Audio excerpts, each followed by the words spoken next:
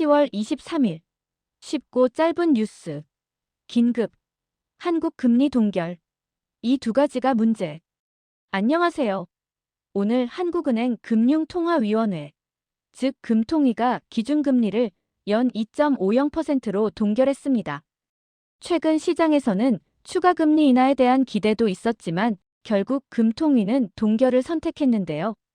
오늘은 기준금리 동결의 이유와 함께 앞으로 금리 정책의 방향을 쉽고 빠르게 정리해 드릴게요.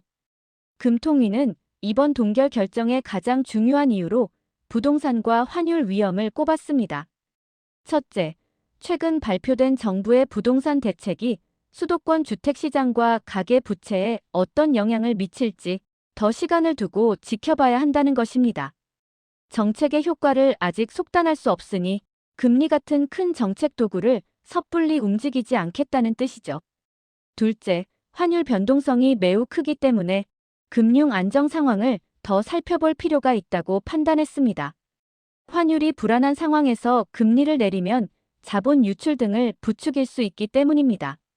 국내 경제 상황을 보면 내수는 소비를 중심으로 수출은 반도체 호조 덕분에 회복세를 이어갈 것으로 전망됐습니다. 하지만 미국 관세 부과의 영향이 커질 수 있고 미중 무역 협상 같은 대외 불확실성 때문에 성장의 불확실성이 크다고 진단했습니다.